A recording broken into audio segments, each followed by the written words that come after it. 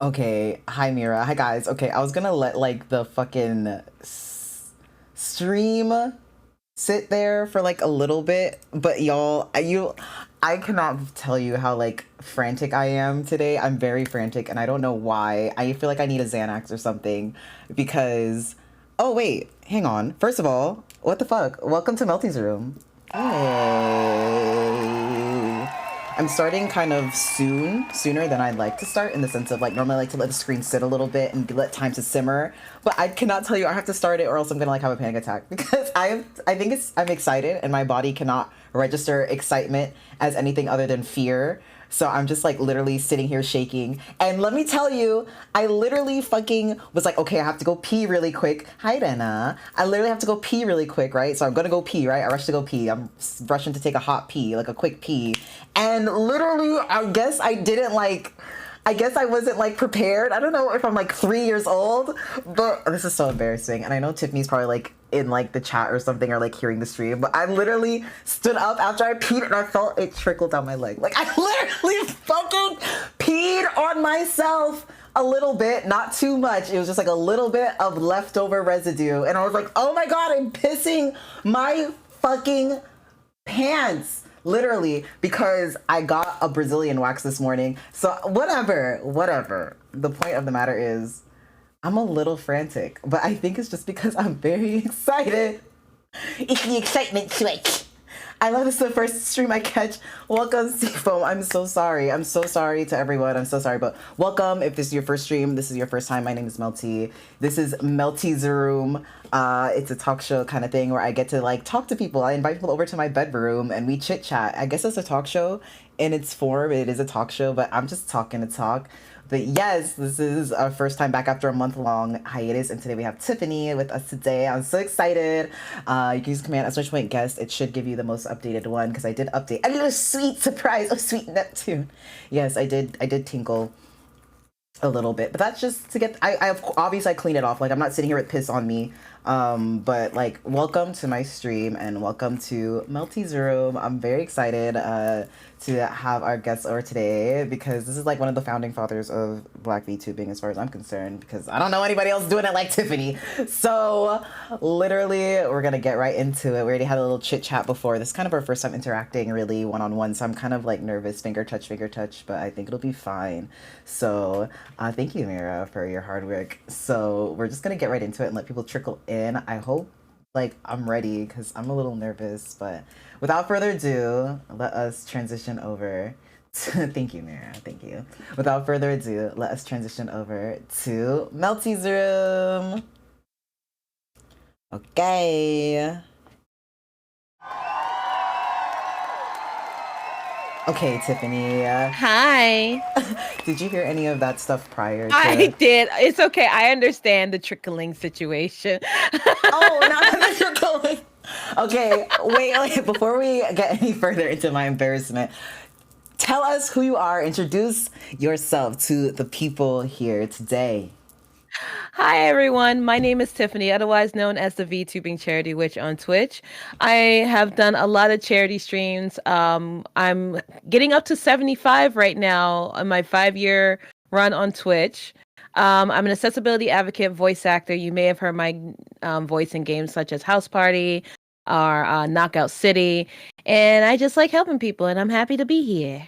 Yay! Press the applause button for that. Thank you so much for being here. I was literally so excited. I already told you, I was like, oh my God, Tiffany wants to be on the stream. I'm so excited.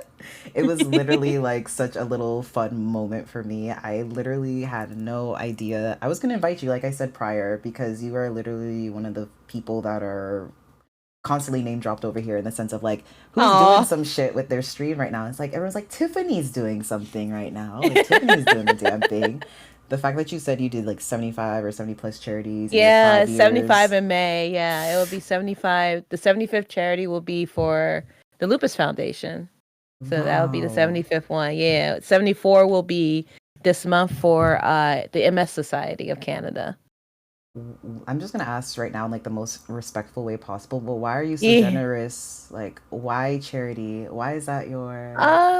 It's a long it's a longish story.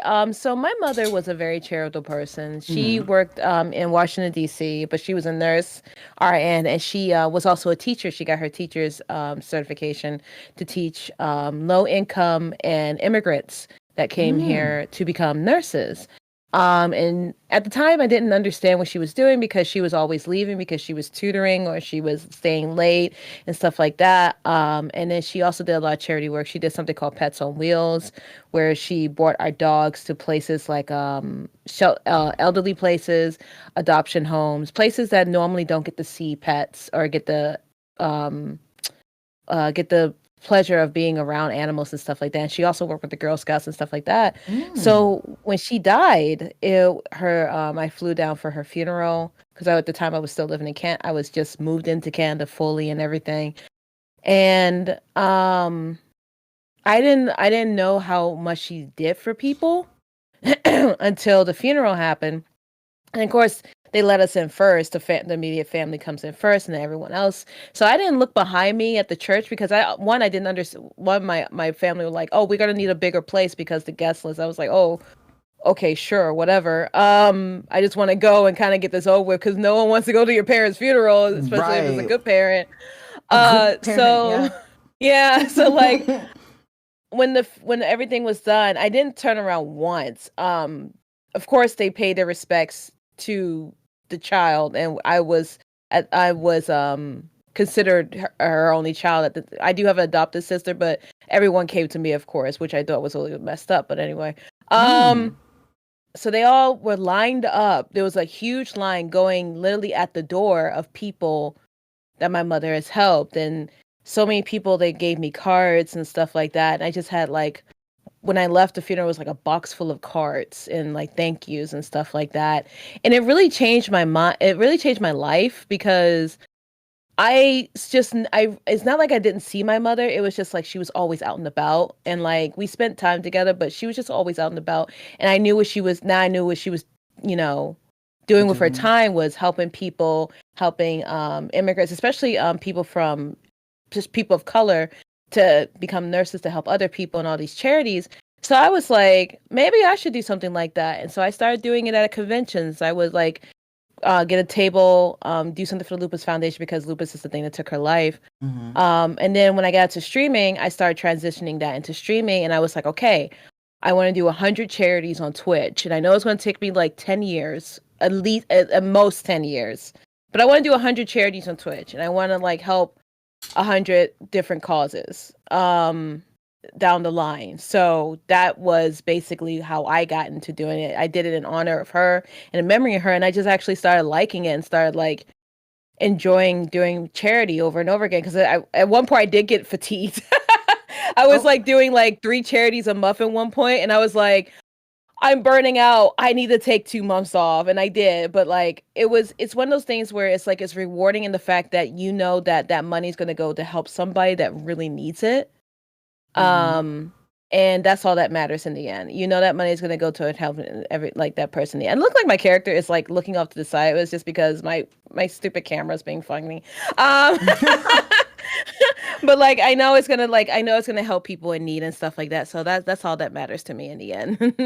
Oh, Tiffany, that was a really good story. I was literally like asking with such like intent of not hearing such a like profound story. I was like, why the fuck are you so charitable? Like, what you trying to do? Is tax write off? But I see that Oh you no, I are don't get anything from working. this. I Oh don't get my anything for this. god. No, I do this completely out of like not getting anything in return, just knowing people are fine, you know. I do get things like companies have been like, you've done so much charity, you here's something. Like I think Xbox honored me as something called an honorary Spartan in Canada. It was like almost 2 years ago where they had one of the artists for Halo come in Mm-hmm. and do like an illustration of my character, Hmm. which was really amazing. Then they dropped off an Xbox Series S, and I was like, Whoa. okay. Like I was like, Damn. I've been in like I've been in like the info I've been in like a lot of different articles about my charity work, like the Informant, Wall Street Journal, stuff like that. So it's been a wild ride to like have this like do this journey, but like I don't expect things in return. But I ain't gonna say no. I ain't gonna say no to stuff. Sure. I'm gonna be like, okay, I'll take this. Sure, thank you. Oh my god, that's crazy. First Forbes, then like Xbox, and now MeltysRoom. Like, wow, full circle. Like, we are here together talking about the work. I literally had no fucking idea you were doing all of this. I feel like you're always kind of like, to me, it's how I perceived you was like you were kind of like in a corner, but not really in a corner. Like you're like somewhere else. Like you were not with the bullshit. Like, yes, you are a VTuber and you use a model and so and such, but you are not with the fuck shit. Like, I do not see you anywhere where you don't need to be. Like, you're like, I am doing charity, I am streaming, and I'm releasing. I'm staying in my lane. You're releasing a cover. You're a singer. Yeah. I'm releasing my first song cover, and I'm doing it because I'm a huge metal fan, and I'm a huge metal fan because of a band called Seven Dust, where it was my first time seeing a black metal singer on like anything, and I was just like, oh, I like this. So like I was just like, okay, I kind of want to do a song cover with another black metal singer, so I did Kill Switch Engage End of Heartache because it's one of my favorite songs of all time. So yeah, that releases tomorrow. I'm very nervous because I did it with another VTuber named Astrov. They go by Tarot VT. And then I did the mixing is done by Luis. I think it's Luis Vasquez. I can't say his name right. And Disafay. So I'm really, really excited to like this cover to release, but like I'm scared. I'm legit scared. Why are you scared? Cause like people, I don't want people to tear it apart. Cause I worked really hard on this cover. Like I want to do more. Like we have plans down the line. Like I'm planning on doing Slipknot. Planning on doing a Darian Gray cover of one of my favorite Darian Gray songs because there is an English version of it. But like I get really scared of like the potential of like people tearing me apart because I've seen particular VTubers when they've done covers, so people are like, oh, this sounds like shit, and I'm just, oh, are we allowed to swear? Yeah. Okay, I just have to make sure. I have to make sure, fam, because I'm like, if I can't, I'm like, totally.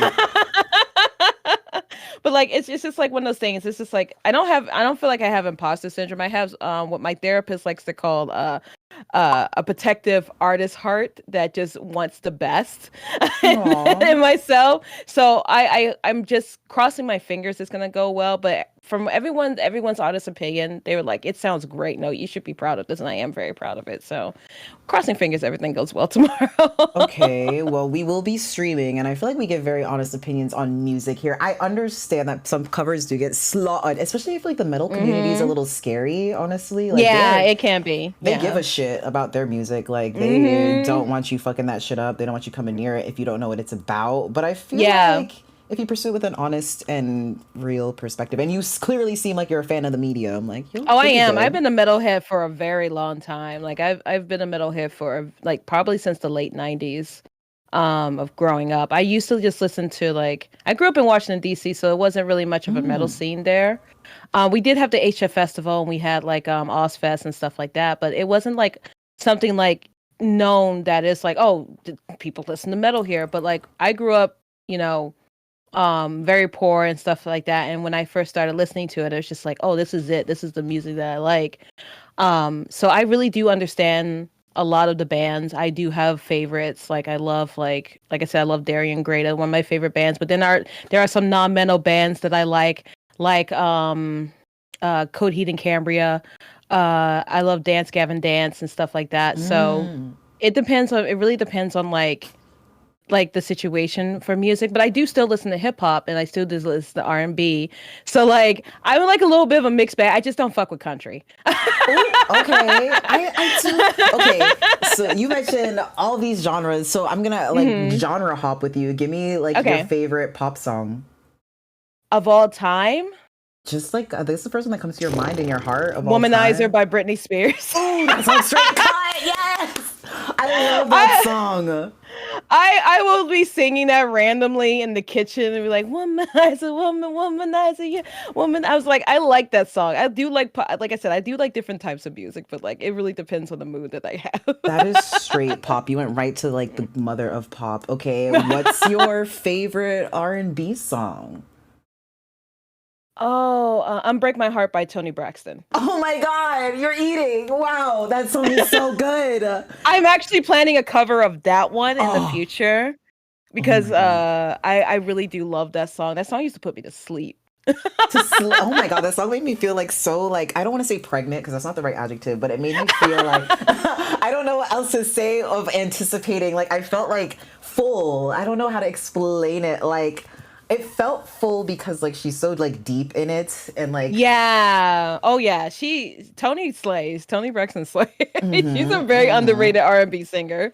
She is like she gets her flowers, but I feel like people are like not understanding how her sultry and sexy her voice is. Like Yeah.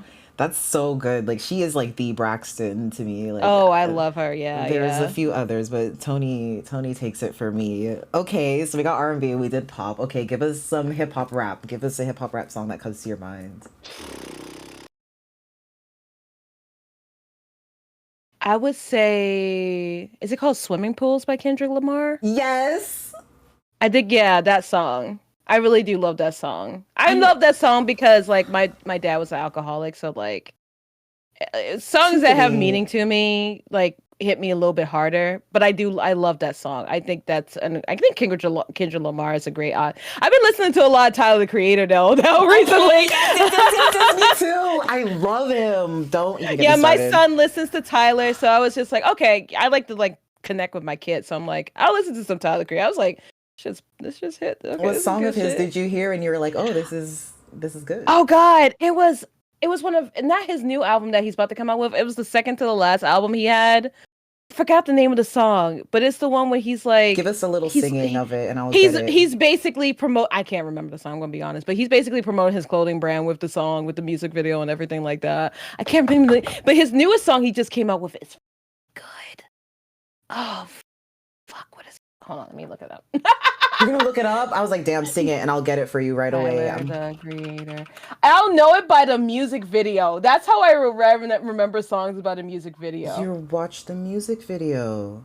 Oh, what's the name? What's your name? Okay. Yeah, yeah, yeah. Okay, we know that song. We are Yeah, big it's fans of that basically song. promoting his clothing brand. Yeah, that's pretty much everything lately. Okay, I love that. Yeah. Oh my gosh, you have a good taste in music. So that's how I know the cover will eat. So don't be worried. Clearly, you reach out into your field and you all that you need to do. Like you are going to be fine. I'm so excited to hear it tomorrow. I'm looking forward I'm to it. very, very, like I said, I'm very nervous, but I'm very excited at the same time. Don't be nervous because there's nothing they can say to you that like you can literally not get back at them and just tell them like, hey, I was just doing my thing, making music, Hmm. vibing. Yeah. It's fine. It's fine. I'm so excited. This is so fun talking to you. Why are you a witch, by the way? My last name is actually Witcher. What? Yeah, Is your first name Tiffany? my maiden name is actually Tiffany Witcher. Oh, you're I using am a part of a oh Witcher family. oh. Does anyone know this or are you breaking this news now? Like I've never heard this I before. So as a voice actor, people know me as a voice actor before I became a VTuber or a streamer. Hmm. So like before I got married, I was like, I want to use my husband kind of has like a very common last name. So I didn't want to go with like Tiffany blank blank blank. I was Mm-hmm. like, why do I just go with my maiden name because it sticks out more? And everyone was like, yeah, that's a good idea. Just go with your maiden name because like people are gonna be like Tiffany Witcher. Oh my God, that's such a unique last name. It's like, yeah, no, it's actually my name. That's I signed my crazy. checks. I That's signed my names. wild. Like it's legal to sign it with your maiden name. So I was like, I signed my contracts, Tiffany Witcher, and I'm just like, go from there. So yeah. That's wild to me. That's a very, very brandable name. Like you're just born to like have your name be on like a program or something. I had no idea. So that's you're like, oh, my name's Mhm. Tiffany Witcher. I'm just gonna be a witch. Yeah, yeah. No, I used to get bullied about being a witch because my mom put me in like private school and shit. So like, when The Witcher came out, I was just like, oh fuck, now my last name is cool. Yeah. It's like, cool, yeah, let's go. I'm gonna wear this thing like a badge of honor now. So it was like it was one of those things where, you know, I was just very like, I was just like, I'll just make my VTuber my voice acting name because it's like people are gonna realize it's me sooner or later, so why not? Yeah, so you're not really, do you like kind of have like the same VTuber mindset where it's like, oh, I don't really post pictures of myself, like nobody's, I mean, obviously not. I do. Literally already, really? I mean, you sent Yeah, pictures of me. you could just Google my name, you'll see my face. It's fine. Really? Okay. Yeah. Well, I don't even know I'm gonna Google it right now, but I'm just gonna Google it for experimental sake because we like to fact check here. So I think you'll find me. Hold on, let me double check myself. because first of all, yeah, no, you pop up right away, like right next to I'm part of my cosplay too. Yeah, like all the pictures you get Google image search, it's all you. There is, if you scroll too far down, there is a white woman, but I think that's just because I don't have safe search on. And literally, yeah, wow. Witcher is an actual last name, so yeah, it's like it's one of those things where like, yeah, it's one of those things where it's kind of silly and stuff like that. Apparently, I'm like even looking at one that's like with my picture, but it's like somebody else's address. I'm like, that's not me. I never lived in PA. What the fuck? Oh my god. So people are using my picture for reference. Oh my gosh. Okay, I hope they don't get in trouble and get Got the cosplay pictures here too as well. Yeah. I've cosplayed a lot. In my time as a VTuber. And my time as a cosplayer. I've been cosplaying for a decade now. So, oh my well, god. over a decade. Yeah, I started cosplay back in, was like 2010, 2000. Wait, hold on. When did I meet my husband? 13 years ago. So 15 years ago, I started cosplaying. Oh my god, you've been there. You were there for like the yaoi paddle. You were there for like I was game. there for the glomping, the yaoi paddle, God. the cringe, the homestucks every wow, you were there for the shit like I read about online. Like I wasn't even in there. I was reading about it, but you were there. Yeah, I was unfortunately there. So you've been there like when cringe was like cringe, like yeah. Oh my, what was your do you have like a cringe con experience since you have been there in that scene for like years? Like do you have a con experience where you look back and you're like, oh my god, my toes? There was a Katsucon that we had, and there was also a religious convention at the same time As Katsu.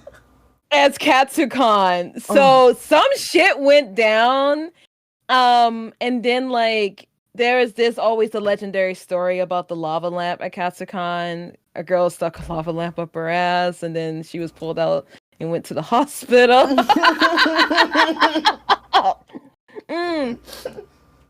There's so many stories like of Katsucon alone. I've been to a lot of cons. I've been to Otakon, Katsucon, but I mostly stay in the Canadian. Now I stay in the Canadian area. Go to Anime North, YetiCon, stuff like that, because I feel like there's something different about Canadian cons and American cons. I'm starting to notice that Canadian cons are a lot more chill than American cons. And like, I love YetiCon because it's not even I don't even go there to cosplay. I just go there to relax and just like go to the dealer's room, and that's it. I'm at the point of my old cosplaying life. I'm just like, I just want to like enjoy the panels and just buy merch. That's me. I can't wait to get to that stage. I'm still in like the show up at the con at 2 p.m. day drinking phase of my cosplay lifestyle, but that's because I took a break and I go to cons to do that. But I want to go to a panel one day. Like, I cannot believe you've been cosplaying for so long. Yeah, like, a long time. I mean, and then you became a VTuber. How did you end up in the VTubing scene? Like, what made you shift over to this medium? So when I said my mother passed away from lupus, I also have lupus. I have a couple chronic illnesses. I have lupus shoulder syndrome, epilepsy. I am horribly anemic, and I have fatigue. I have chronic fatigue. So getting up in the morning is always a hassle. Like if I'm lucky to get up in the morning within an hour. If I'm over an hour, then I'm not doing anything for the rest of the day. So when I started streaming as a normal non-VTuber, Um, it was just so tiring. Get up, put your makeup on, get everything set up. You can actually thank someone named Kilakuma for getting me into VTubing. Kuma. Little Yeah, they're my Kuma. 3D mama. I was watching them be a VTuber because they used to do chibi art for me and stuff like that. And then I was just like, man, this would be so easier for me if I could just have a character and I wouldn't have to worry about all of this. But I want something that also represents myself. So I went through like 3 different forms. Like I had 3 different like concept arts until I was happy with the thing that I have now. But like I thank Kuma for like doing it because like I didn't know what VTubing was. I just thought it was just like a 3D avatar and like you use like some kind of program and blah blah blah. Then I just started digging and digging. And the only reason why I was able to really get into it is because I was one of the first recipients for the Stream Elements diversity program. So they paid for everything. They pay for my model, they pay for my setup, they pay for more equipment that I can get. And so that's how I really got into VTubing because I actually got the funds. Pause on the place. Stream Elements had a diversity program? I think they just finished applications for the 3rd round. Damn. Oh my Yeah, God. I think they just finished applications for the 3rd round. It's so the Stream Elements Diversity Program is a program that helps diverse people in different backgrounds who don't have the same opportunities as white people, white straights. So they look for people who are disabled, LGBTQIA plus, people of color, and people who represent non-binary, non-binary or femmes. So I was just like, okay, I'll sign up for it. Why not? I'll give it a shot. And then they were like, hey, you got it. So here's some money. We'll pay for any upgrades that you need. Here's $1,500 for Amazon. We'll buy you stuff. And it's just like, I was like, what? Okay. So Whoa. I literally, yeah, I am a firm believer of like, if I don't have to pay for it, then that's great. Because most of my setup I have not paid anything for it because when you're a Black content creator or even a person of color with any background, it's very hard for you to get ahead. But the one thing I always tell people, especially in our space, is make connections and make connections well. Because you never know where those connections will go. And people are like, well, Tiffany, you have like a $5,000 setup. I was like, would you believe me if I said 3/4 of that setup I did not pay for? And they would just look at me weird. I was like, because I took the time to put my foot into doors with different companies, make an email, reach out, hi, introduce myself, start getting into the know, join Discords, talking to people, and just making those connections so that I don't have to worry about things. I can't afford my setup. I will be fully 100%. I cannot afford my setup. But I can find ways of getting games. I can find ways of helping people get games and stuff like that. I have a list of like sites that people can go to sign up for keys. Oh, so you don't have to pay, like you don't have to pay play for games. It have a number system, but majority of the time, sometimes they do look for smaller streamers to represent them. It's all about how you communicate and talk to people. And it's all about how you present yourself and be genuine and humble. And those will open doors for you. And I keep telling, it does not matter your size. I was an affiliate streamer. I got into the Stream Elements program. I got into AMD as an affiliate, not as a partner.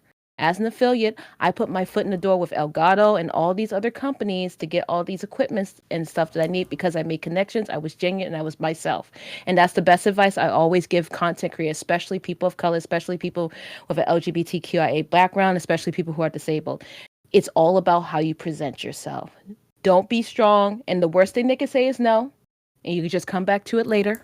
Because sometimes they'll think about you and be like, hey, I remember you were saying this stuff. You looks like you're doing good now. Would you like to partner up? That shit does happen. 100%. And like I said, there's websites you can go to, Rainmaker GG. It's a site that you can get keys from like Square Enix, Capcom, things like that, Epic Games. There is Whovit. They do Sega. They do a lot of indie games. There's Keymailer that does a lot of big titles, like such as Bethesda. They also they did a thing for Hi-Fi Rush recently. They were giving away keys for Hi-Fi Rush. Like there are different ways that you can make opportunities for yourself and get free stuff that you don't have to pay for as a content creator and don't have to worry about that stuff. And I love telling people this shit all the time. I'm like, you need keys? I got websites for you. Wow, you dropped like so much knowledge right there. Holy shit. And like only company I say is really hard to get keys for is Nintendo. Of course. They're one of the hardest company. They're very hard to get a hold of. And you know what? Respectfully, I understand because they're more kid friendly and they want to have a more kid friendly thing. So they just can't give keys to everybody. Mm-hmm. But like when you think of like Sony and all these companies, they want to work with more content creators, but they need to know who you are. And if you don't make yourself known, they're never going to see you. Okay, so we're getting reach out. Networking is more so reaching out and being known than like with brands and stuff rather than kind of like people. Because like you are a partner. How did you get there? Like I feel like it's damn near impossible. You're like when I say we mention you a lot on stream, I mean like we're always like name 5 Black VTubers that are a partner, and it's like Tiffany, Yami, and then we kind of black out after that because we don't have any more. We try our best to bring it up, but we don't have it. So it's rough out there. Like I got partnered, and I'm going to be 100%. And like I said, I'm 100% honest, and I'm 100% real. I don't think I got partnered because of my numbers. I think I got partnered because of what I told Twitch. What did you tell them? Let me see if I can pull it up for you. So during the time of the hate raids, like the massive hate raids, like 2 years ago, I was one of the main, like I was like getting hate raided a lot and stuff like that, and it was to the point where I became so numb to it. I really don't give a fuck anymore. But I saw friends getting hate raided, you know, and I saw like what they're going to in the mental space they went, you know, they suffer from and things like that. So I decided my partner application was up, and I said, you know what? I feel like being petty. So I wrote Twitch a lovely letter in my partner application telling them to do better. I believe I said, you know what? As much as I want to get partners, as much as I want this, and much as I've actually personally helped your platform, you need to do better. Because there are people out there that you're supposed to be protecting, getting all these bad things happening to them, and you need to work it out. I didn't, because you're in your partner application, you're supposed to write about why do you deserve to be partner. And I said, fuck that. I'm not doing that today. Ooh. What I'm doing is I'm going to talk about what y'all need to do as a platform to get better. You know, what do y'all need to do as a platform to get better to protect people of marginalized backgrounds? I'm not going to talk about myself. I'm going to talk about these issues. And that's exactly what I did in my application. I'm going to be 100% real. I felt like I did not have the numbers.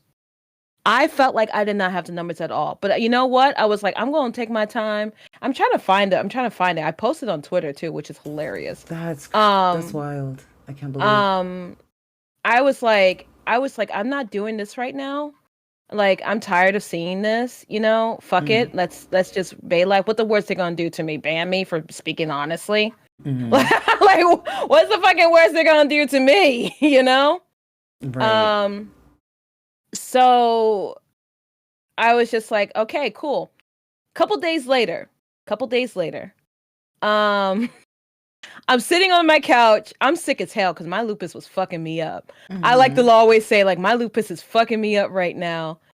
And so I was like, sure, cool. Whatever. I get my email in my phone. I'm like, oh, cool. Here comes the denial. Great. I'm ready for this. I read it saying, congratulations. And I'm like, congratulations for what? They're like, it was like, you've gotten partner. Oh, here's the letter. Here, I found it. Ooh. I found the post. I found the post. Here you go. I'd love to see I'll give it. it to you right now. Oh, can I read it on? Can Yeah, I go read for it. I have some Okay. grammatical errors. I was very angry that day. As you should be. Oh my god. I was very angry that day. I See, was not having it. I didn't even know you had to write anything in the partner application. I just thought you You kind of do. like You do. click the button and that was it. I did not know you had to like write it out. So this is already like very insightful to me, but I will read it for everyone in the audience right now. So its details says, "Hi, seeing how you will deny me despite my advocacy, charity work, and personal help I've done for you, I will say that I'm tired. Tired of seeing people you said you would protect constantly hate rated. I've been hate rated for 1.5 years now, yet it's still happening. Here's proof here. Remember when he said he would swat me and have a cop put a knee on my... Who is I do? I know I do. So let me speak my mind. I love your platform. I loved helping people do charity and be an advocate to the disabled.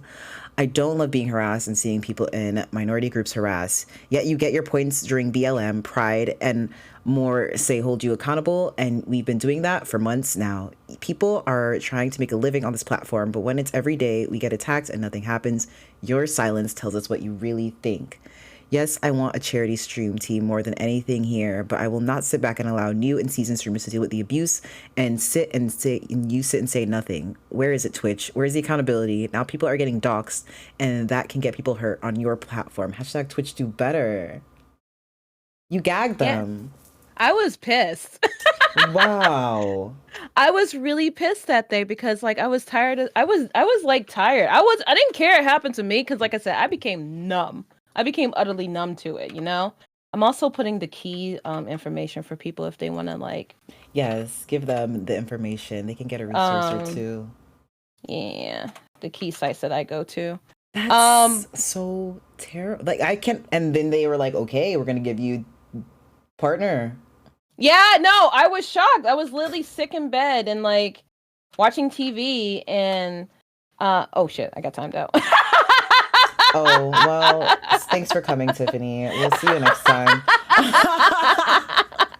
Here, put it in the chat that we have on Discord. Yeah, all good.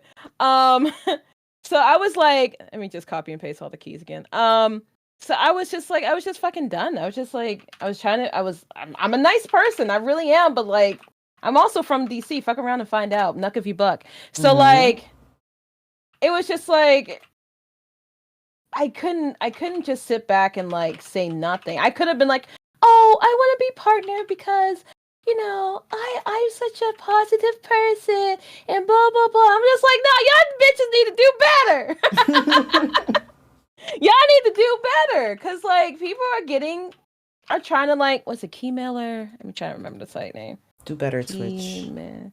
Keymailer.co. Yeah. Okay. Keymailer.co. So like I was just like I was fucking done. I just was like, I'm just gonna use my partner application for that. And when people saw that I was doing that, they were like, yeah, my friends were like, yeah, that's not gonna get you partner. I was like, I don't give a fuck. Whoa. I don't care. This is the face of someone who does not care, you know? Like I get that you're concerned for my future of my channel. I would be too. I would be concerned for the future of my channel if I gave a fuck. But I don't. So I'm going to press enter and go for it. And my manager, who's still my VTuber manager at the time, was like, do it. I was like, okay, let's go. Let's go. So, but yeah, like I was sitting on the couch and it was like, congratulations. And I was just like, the fuck? What? Damn. And I started screaming and I was like, my husband was like, what's wrong? What's wrong? I'm like, they partner me. He was like, what? I was like, excuse me? They did what? He was like so confused. We were both confused looking at the phone. I'm like, I guess I'm a Twitch partner now, but this doesn't change how I feel. I'm still gonna call you out.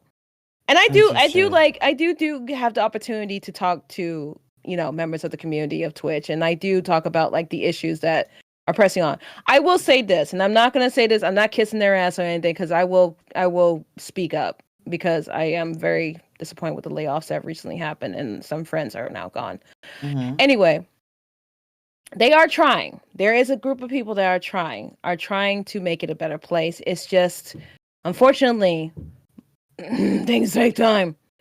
But that doesn't mean that we should stop our fight. Always. It means we should keep going and keep pressing because yeah, show mode 2.5 years later. Yeah, that was a little late. I still got Siri bot. That's my Sari's a good friend of mine. I love Sari. He is fantastic. He's and I feel bad for Sari because people like get on him and I'm like, Sari's one person, everybody. He's only one person. Leave him alone. He's not a corporate. If you want to get mad at someone, get mad at Twitch. Okay? Don't get mad at Sari. He's only one person. He's only one person doing this bot. Okay? Don't fuck with Sari. All right? Seriously. Calm the fuck down. Oh, hi, Sari. Sari bot active and alive. Sari bot is very...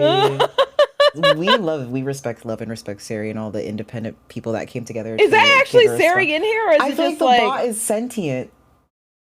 I think Sari bot is sentient, which is that's still terrifying, but kind of cool at the same time. It is terrifying, but kind of cool at the same time. Like I didn't even know. I saw Sari bot talking back. I said, "Whoa." Nervous. Laughing. Sometimes he be lurking in people's channels too, though. That's what scares me. As he should. Yeah, he's a great person. He's only one person.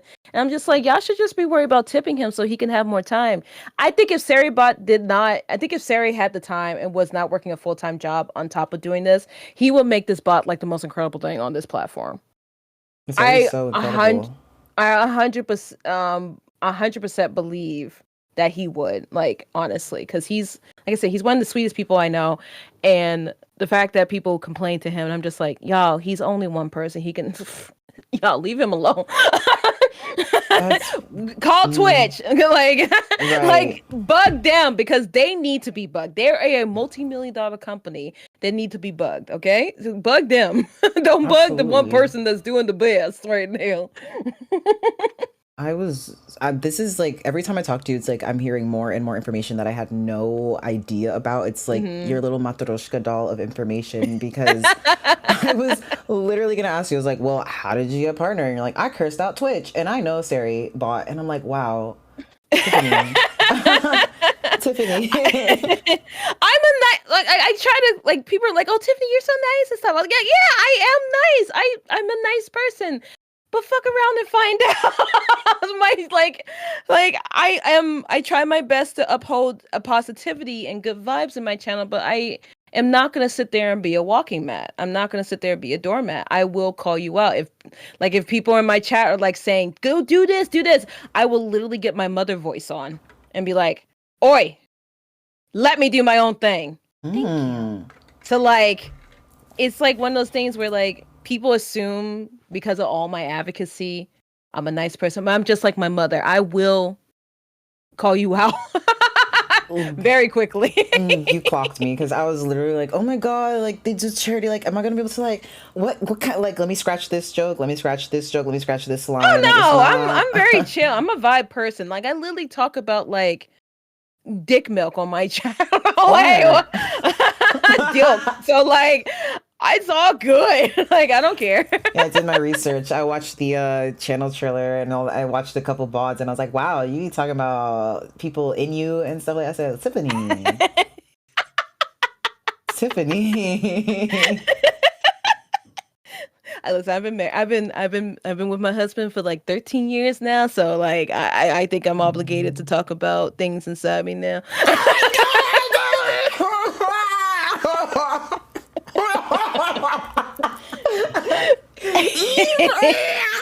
Oh my God. How did you get married? Like, how did you do that? Because like, I think I want to do that one day. Was it hard? Like, how did you get that to happen? You were in a long distance, and you mean a long distance relationship.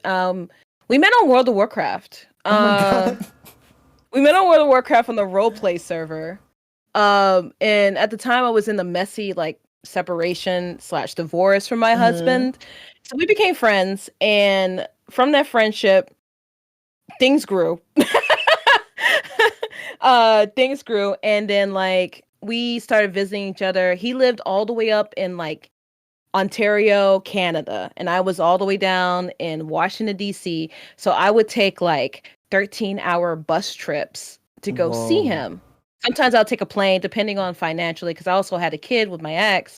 Mm-hmm. So like didn't want to like break my bank, but I also wanted like, be frugal. My mom would be like, you need to go have fun. Go have fun with your boyfriend. I'll watch your son and blah blah blah. Be like, okay, cool. I'm going to have fun with my boyfriend. So we were like really getting like we wanted to like didn't want to like move too fast with moving in with each other Mm-hmm. because I told him, I said, hey, I'm just getting out of like a 7-year relationship. I don't want to move too fast and stuff like that. If you want to propose to me, do it within like 5 ish years, okay? Oh. So my husband is he's a sweetheart. He's a ex chef. All these things. Whoa. He decided that how he wanted to propose to me was he's gonna do it in a very sneaky way. So I was a guest at the League of Legends event for the North American Finals in Toronto. I was going to be on something called All Chat. My wedding proposal is on YouTube. Mm. On the actual official one of Riot's official channels. So he contacted Riot and he was like, "Listen, I want to propose to my future wife. Can y'all make something happen?" So then the team was like, okay, yeah, we can work something out. You're gonna be at the NA Files? Okay, cool. The day before, we met up with the recording team, like the media, the production team for like the interview and stuff like that. I was just like, okay, cool. Y'all interview me again? Great. Awesome. I can't wait. I'm gonna be in cosplay. Great. Awesome. He passed off the ring to them. And the next day, at that night, we had dinner at his restaurant that he was working at. He was like, tomorrow's going to be a great day for you. You're going to have fun and everything. I was like, yeah, cool, fun. Can't wait to see esports. Yeah, woo, yeah, I love video esports. game. So like, I get into my costume. We're walking around. I'm getting people are taking pictures. I'm meeting friends up here in Toronto. And there's this giant thresh puppet that my other cosplay friend, For Itchy Tasty, made. Mm. It's like a 9-foot, about 9 to 10 foot tall puppet thing that he gets into. He has the ring on his finger. They distract me. I look up, turn around. He's down on one knee, and I'm like, yes. Oh, And I instantly wow. started crying. I said yes. We got married. We've been married for now 5 years. Wow. Yeah, he's now an ex-chef because he's now my caretaker while I do content creating, sponsorships and stuff like that online. I make the money while he stays at home. He takes care, he cooks and cleans.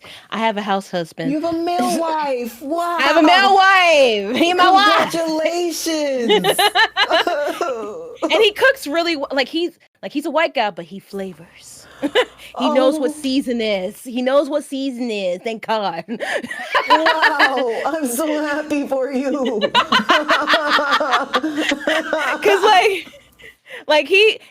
Cause well, his grandmother's Indian. So his grandmother's Indian. He has that little melanin in his system. Mm-hmm. But like he knows how to season. Like he's so open to like different cultures. Cause he grew up very white. But when he met me, I started taking him to all these different like a sushi place. He took me to Indian restaurants because his Indian blood, and I never had Indian food. So like he loves this shit spicy. Like this boy can take heat, more heat than I can. So like yeah, he knows how to season. And I introduced him to, because my family's from Louisiana, Cajun seasoning. So he started cooking more with the Cajun seasoning. I was like, I'm gonna marry this man. Wow. That's it. That's game fucking over. So yeah, he comes on my streams now and then. He goes by the name Malice Incarnate. He is a Time Lord from the 30th century, but he's stuck in the worst century, which is the 21st century, the century we're in right now. Okay, that's good. his like, which one that's are his we story. In? Yeah, that's his story. He's like, I'm stuck in the worst timeline, which is this timeline. I'm like, oh, that's clever, that's smart, I like that. So he's actually debuting in the fall. His model's going to be done by the same person who did my model, which is Red Claw Draws. So I'm yeah, we met on WoW, World of fucking Warcraft. You met on WoW, and you were in an RP server, right? Yeah, Warren Accord. Yep. What are you like? I mean, like, Sarah, like, I mean, I'm gonna be honest because I'm a big fan of long distance relationships. I'm a huge fan. I love the distance. I feel like absence makes the heart grow fonder. Trust me, it did. When we said goodbye, it was like tears. We did not want to let each other go. I'm gonna ask a completely honest question because it's on my mind and it's my bedroom. Did you guys like ERP or whatever? Like y'all had a little Yes. We ERP'd a lot. He is so oh my god, my husband's so good at like in-depth like novel like smut, and I was just like, good lord, this man know how to word fuck. Like we ERP'd a well, our characters were a couple before we were friends. We were friends, and like like when I broke up with my ex at the time, I was just like, you know what? Fuck it, we're gonna ERP. Fuck it. I am not with someone. This guy's just a friend. Nothing's gonna happen. That was a lie. So like we were just like the first time he ERP with me, I was like flustered because I was just like, wow. Okay, I see you. Okay, and I was like doing it back, and I was just like, and then like we were just like characters would just be like, you know, chilling with the guild and stuff like that, and then we just sneak off and ERP. Oh my god! People were like, "What are they doing? Oh, they're just talking." No, we're not. I literally had to ask. I was like, I know you've been in the scene for so long. I was like, I mean, are you like an ERP or because like I always feel like people don't understand like how like sensational it is. We kind of talk about ERPing a lot because some people get it and some people don't. And I'm kind of like in the camp of like I kind of get it, but I'm still kind of confused on it in the sense like I'm like, are we supposed to be getting off to this right now? Or are we just kind of like flexing our cortexes? So like I get like there's two sides of it. Like I like enjoy smut, but I usually don't. I'm very demisexual, so like I like wordplay. I'm grammatically terrible. I can't read for shit, but I do love like good wordplay. And like when I see shows like Game of Thrones and stuff like that, and like fantasy shows that happen to have sex in it, that's what I used to compare to our ERP. It was just like we had a story that happens to have sex in it to progress the story. So like our characters were like. He was a warlock. He was like a warlock from an ex cult, I believe, something like that. And my character was a priest from the Cathedral of Light. So she was like all goodsy. She was like all innocent and stuff. And people didn't like our it was like a big storyline because people didn't like our characters together. Not out of there's a difference between out of character and in character. In character, people hated our couple character. They was like a warlock shouldn't be with a priestess. And blah, blah, blah. You can't trust warlocks. They summon demons. They're all this. It was like deep shit. And then it was just like, I'm just like, but I love him. Oh my God. Not the Little Mermaid. Like, Daddy, I love him. Like, Daddy, I love you. Yeah. Wow. And then you guys found a way to make it work. Yeah. Yeah. We can, the way that we started like really talking out of character is that, he did this one thing. He did like an emote, but it was Kirby. And Kirby's my favorite Nintendo character. So I was like, oh, I love Kirby. He was like, oh, you do? I was like, yeah. And then one day we were just sitting. We were supposed to be doing a role play event, but like they didn't come to the cathedral, and we just started talking OC because no one was around. If you're talking out of character, no one cannot be around. That's like a written law in like WoW role playing. So like we were just talking out character, and we started talking about bands that we like, and then we were just like going back and forth, back and forth, back and forth, and then we just like started talking more out of character, and that's when the connection started to really set in. And it was just like, oh no. And then we started doing more stuff out of character, talking like in like whispers and stuff, and it was just like the more and more I started talking to him, the more and more I started realizing that I really started to like this person, but I didn't know what he looked like. And I'm just like, because sometimes you're just like, oh, it didn't matter to me because I go for anything, but like I was just like, Tiffany. Oh, could he be a man, a woman? Could he be like non-binary? Like I don't know. But I don't give a fuck. I want to know. I'm curious. So like we started exchanging pictures and like stuff like that. It was just like a roller coaster ride of like how we got to this point. Now we're living together. We've been married for 5 years and all this stuff. But like it was like a roller coaster of like a lot of steps that we had to take. I had to get drunk to tell him I liked him. I literally got I had a whole bottle of sake. I downed that shit, and I said, "Hey, I like you," and he was like, "I like you too," and I was like, "Oh, that was easy. I didn't have to get drunk for that." I shouldn't have got drunk for that. Now I'm gonna have a hangover going to work at GameStop. Fuck. Oh my goodness. Oh man, that was the worst day of my life. Literally, oh my gosh, that was a really good story. So I'm gonna download World of Warcraft and start playing, and I'm gonna ERP a little bit around there. I'm gonna kind of spin the block, see what I can capture. Be careful of Goldshire. If you go on a roleplay server like Moonguard or Warmest Accord, be careful of Goldshire. That place is a sex cesspool. Oh. Like, there's like literally people standing around because you have something called I forget what the program's called, but there's a add-on that you can add, and you can see their roleplay sheet, and like you're like, oh, what they like and stuff like that. But there's literally ERP prostitutes. Oh. In Goldshire who will literally have like a list of stuff, and they have pictures and stuff like that. Like there'll be like femme Draenei's, but they have they have an extra penis. Okay. Yeah, so it's just like you'll find some shit. If you got a kink, you'll find it in Goldshire. Oh my god. I did not know they were doing all this in World of Warcraft. I'm very shocked, honestly. I probably would sign up to be a prostitute though, because I think that'd be fun. People sometimes have like their PayPal set up and shit. Ooh. Like, yeah, people will get paid for like some good ERP. There's Final Fantasy has a brothel. I'm gonna go in there too. Final Fantasy has a legit brothel. I forget the name of it. I literally saw a YouTube story about it. I was like, that's fucking amazing. But there's a Final Fantasy brothel. There's money to be made out there. There's money to be. You'd be surprised. VR chat.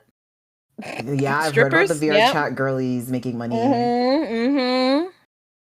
There's money to be made out there, everyone. So if you want to like get your coin, brush up on a little ERP, I have to like get my grammar together. Then I have to like really type out and structuralize my mental cortex to type out such filth, because I'm very People nervous. love that stuff. People love that stuff. It's great. Yeah, it's like, it's my first time, and I'll like go crazy with it, but I'll be like not too crazy. I don't want to. You be getting like paragraph long descriptions and shit. Yeah. It'd be like that. It honestly be like that in World of Warcraft with like ERPing, role playing, and stuff like that. Like my husband, you know he's typing some shit out if his character's just standing there. If his character, people in the guild knew, like, because people love the way my husband would like articulate and like type stuff out, because he was writing a book at a time, so he was just like write some like really descriptive stuff without ERPing, and they'd be like, shit, let him cook. Yeah. It's amazing. It's really amazing. Like, it's just ways of getting money. There's always ways of getting money. Yeah. If you're good at it, don't do it for free, is what I always say. Yeah, I mean, I'm gonna hone my craft. I didn't think there was a way, but I really think I might just hone my craft and really get in there, because I might get me a fucking husband. Like, who knows? You might. I mean, I've seen stories of people like being together for World of Warcraft. Like, there's so many stories of like people hooking up on World of Warcraft and they're together to this day. Yeah. No, because every time I have sex with somebody, they just be leaving me. Like, I really didn't thought it was sustainable. Like, I can feel that, yo. I can feel that a lot. Because this one time, Malice was gone for like 2 weeks, and I'm like, this man banged me and left. Yeah, like they just log out. Last login was like the last time we talked. I'm like, fuck, like. That's exactly how I felt. Yeah, no, you gotta be like, add them to your friend. Make sure you know when they online. Stalk them a bit. Yeah, stalk them a bit. Yeah, you're just a little bit. Wait, okay, so I gotta know, when's your birthday? March 14th. Okay, so what's your zodiac sign? You're a Pisces. You're a Pisces. Wow, that's so funny. I love Pisces. Like, We're I don't very know. emotional. We cry a lot. That's what I love about them because I don't. So I feel very like, oh, how fun. How do you feel about astrology? Like, do you like it? Do you think it's funny? I like, you know what? I know I'm a Pisces. I want to dip more into the whole like sun and moon and stuff like that, but I don't Mm. know how to, and I keep forgetting to ask people like how like find out what's my sun sign and what's my moon sign, what's my rising and shit like that. And I keep forgetting to ask. Like it's not priority for me, but like I keep like they're like, "Oh, what's your sun and rising sign?" I'm like, "Pisces." And then like, "No, what's your other sign?" I'm like, Pisces. Yeah. Like the fuck? I don't know. I'm sorry. That's it though. I mean, like your sun sign is Pisces. Sun sign is the sign where the sun was at when you were born that night. So the sun was in Okay. Pisces when you were born. So you are Pisces. So that is your sun Hmm. sign. And Oh, then okay. so So I you're was right. right. Yeah, you're into it. And then the rising sign is based on like the location and time, and then so is your moon sign. So you'd have to like know Oh. the location and time that you were born. I know the location I was born. I know the time was 2 a.m. because I was gonna be born on the 13th. But my mother was trying to hold out. She was like, I don't want her to be born I'm like, I don't want her to have her birthday on Friday the 13th. Ooh, Can we just like, prolong it a little bit longer? And I'm like, I didn't so know they I could was do born at that. 2 a.m. 2 a.m. on March 14th in Washington, D.C. That's when I was born. That's That's all my. easy. That's so we can. You got all the information you need. We could pull it Yeah. up right now. You want to know what your placements are? All right, let's go. Let's do it. Okay, this is a little detour. This has nothing to do with Melty'sRoom. So, so you're born March 14th. Okay. It The gives people time to think year. of questions if they have questions and shit for These me. people So asking okay. shit. It's all me and you, Pookie. We're Okay, going okay, off the okay, cool. rails. Cool. What year were you born? Can I type that to you? Yeah, don't worry. I won't judge. Don't worry. Don't be a little shy. Have a little modesty, you know? Never would have guessed that. Wow. Damn. Yeah, a lot of people say I look young for my age. I'm like, okay. I'm not gonna say the comparison because people do the math, but I would have never guessed it. Damn. And you're born in Washington, DC, born and raised. I can't spell that. Wait, I can. Hang on. No, I. Washington. Okay. DC. Yeah.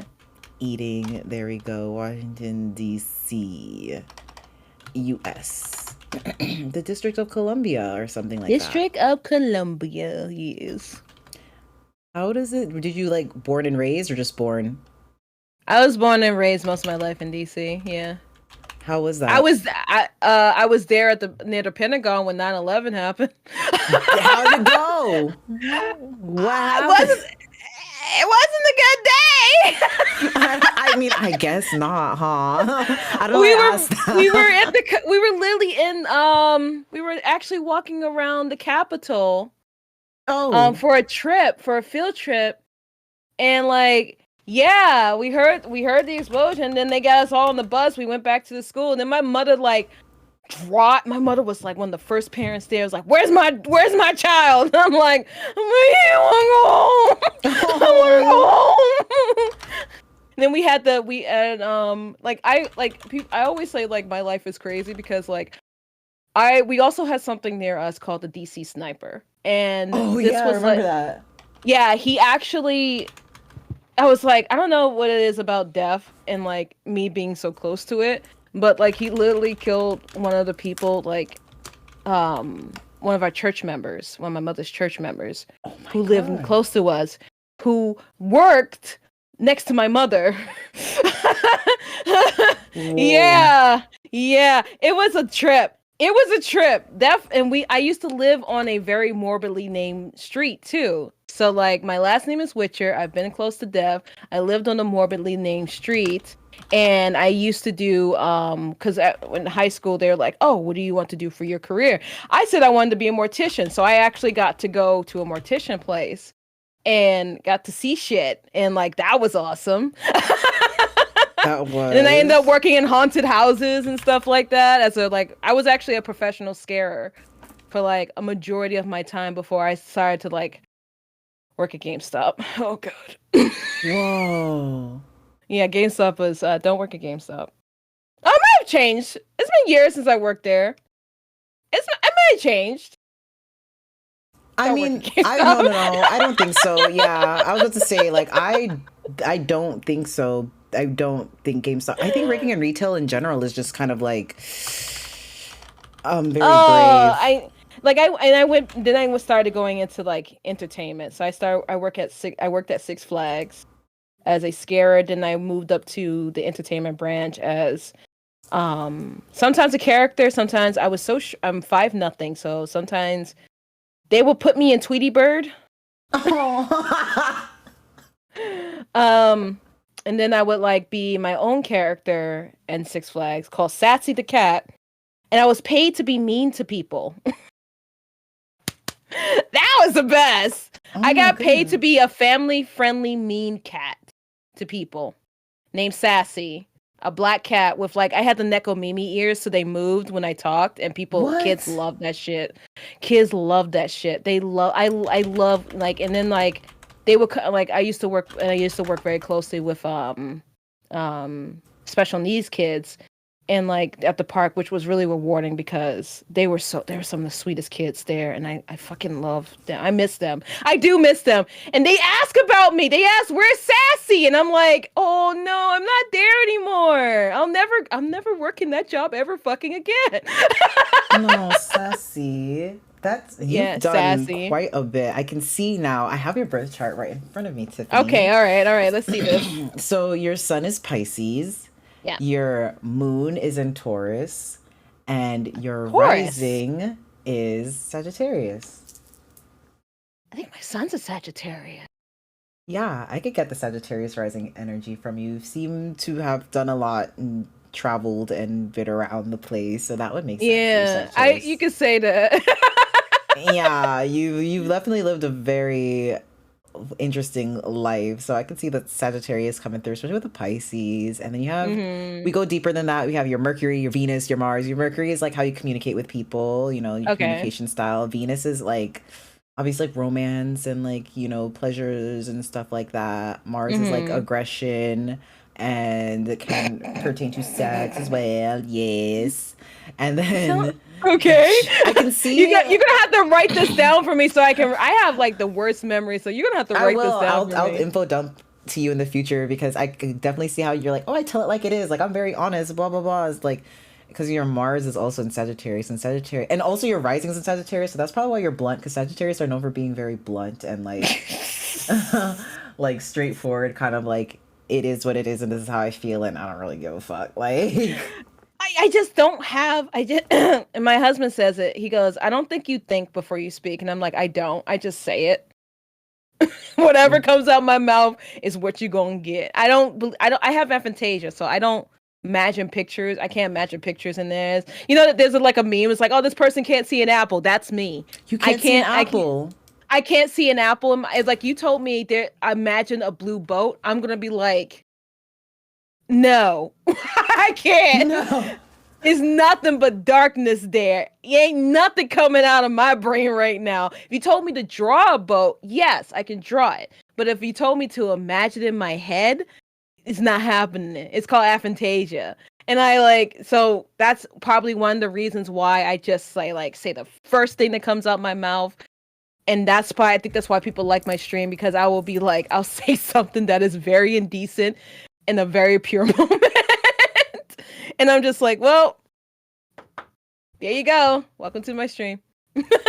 You're so real. Like, I love that. I see it now. I see it because I'm also a Sagittarius. I was like, okay, it's feeling quite familiar. I've sent your birth chart over to you. I will info dump on you eventually, but it's very interesting. Like, are you satisfied with your years of Twitch and stream? Are you satisfied with the platform you have built in your years? Oh yeah. Like, I keep telling people, I do want to grow and I do want to get numbers.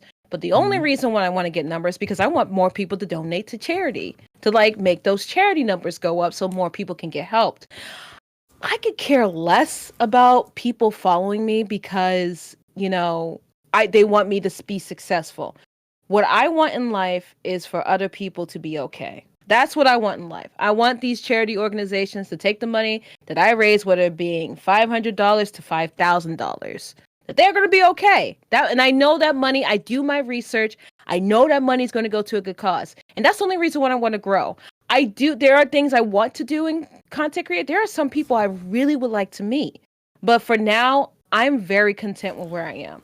I think I make like enough money to like get us by, even though sometimes my medical can get very expensive. I sometimes have to get injections or chemo shots, as what we like, the fun word, chemo shot. But like, which can get, even though you live in a place like Canada, you still have to pay for medicine, and medicine can get expensive. But I'm at the point where, like, if I was offered, like, if someone was to say, like, I offer you like $3,000 to like do something, I would have to like ask questions. Like, first thing was like, what am I doing? Does this affect my channel? Blah blah blah blah blah. And stuff like that. But the sad thing with content creating is that I get in my own head a lot, and when I want to like either work with people, take sponsorships, I feel terrible, you know, because I don't want people to think that I'm in it for the money. I really don't care. I'm fine with a comfortable life. I don't want to, like, people are like, if you got $10 million, what would you do with it? I donate a majority to charity, and I will fund my friend's idea. Like, my friend wants to open up a laundromat, and then like every week, every certain day, he wants to bring homeless people in to wash clothes. I would fully fucking fund that. I would be like, here's your money, fund that shit, help the homeless. I would just use the money to help people. I would like a house, get me a nice big house, live comfortably in, but I wouldn't want a mansion unless it's with friends. If it was with friends, yeah, let's have a big friend mansion. But if it's just me, my husband, my son, I'm fine with a little house. Little house is fine. Little house on the prairie, I'm fine with that. House on the prairie, yeah. But like, I'm very content with where I am. Like, I don't make like the hundreds or thousands of views, and that's fine. If I do get to that point, great, awesome. More people that can donate, more people that can give to charity, more people that can learn about charity, learn about accessibility, why accessibility is important in gaming, and learn about why, you know, you should check out more people in marginalized backgrounds. Great, awesome. But I'm not looking for it for like stardom. It's nice, it's great, but as someone who comes from a very entertainment background, like my godmother is one of the richest Black women in the world. Her name is yeah, Tiffany. her name is her name is Kathy Hughes. So if you look her up, you'll see her credentials. She's my godmother. I come from a very entertainment background. I don't give a fuck about fame. Fame scares the shit out of me. Oh my god. Yup, she got a Wikipedia article. Yep. We don't talk as much as we used to, but that's my godmother. Oh my god. Wow. DC connections too. Wow, that's true. That's true. Yeah, they met my parents used to be guests on her radio show, Magic 102.3. Used to be guests on there. They were named Butch. I forget what my mother went by. Butch and something. And they would just come by. My dad was a comedian. He loved to do like comedy sketches on there. And that's how they met. We met in real life a couple times. I went to see her ex's show because her ex's is a harp player. And I wanted to play the harp, but my mother was like, that's expensive. The big. Piano is what you're getting stuck with. I'm like, it's fun. Okay, it's still a string instrument. Whoa. But like I said, I have connections. I have the means, but I honestly just rather just stick with the charity aspect. If I, you know, articles are nice, I get free stuff, blah blah blah. I tell people how to make connections. I give them all my secrets. I don't give a fuck. I tell them right on stream, and people are like, I'm writing this stuff down. I'm like, okay, yeah, write it all down. Like, for instance, one of the things I always say to people, if you want to get in good with a company, go on Twitter, follow the community manager. Follow the community manager. And the majority of the time, the community manager is going to be like, oh, we're giving away codes or something like that, or we're doing this or we're doing that. That's how you get free games and stuff like that. That's how you know what's in the know, is through the community manager. It's like little secrets like that I do not mind giving. Some people like to keep that shit to themselves. I don't give a fuck. More people need to know, especially marginalized backgrounds. I even gave Melty, I gave him all the links for all the key places, so that you all, if you guys want to like look at these key places, understand like how keys work. And then like when you work on your content, when you link your stuff, don't forget to link your social media to these places, because they do it. Some do a numbers game, but some will actually read your bio. Make your bio look good. Make it look pretty. Fashion that shit up. Yeah, your biography. Like, what's your favorite games? As wild as that sounds, saying your favorite games is something that you should say. Like, be passionate about gaming. Be passionate about. I always say my favorite game of all time is Skies of Arcadia. I live, breathe, and die by that game. I love that game to death. And that's how I was like talking to one of the Sega people, and they were like, hey, we're doing a video about, people that love Sega games. Would you like to be a part? I said, hell yeah. What game did I talk about? Skies of Arcadia. I live, breathe, and die that game. I love that game to death. So like getting to know community managers, looking up the key places that you can get free keys from, understanding how like, how the game is played, having more. Don't think you're going to get famous because you have a Twitch. Use other forms of social media. Lord have mercy, that's the biggest mistake Twitch streamers make.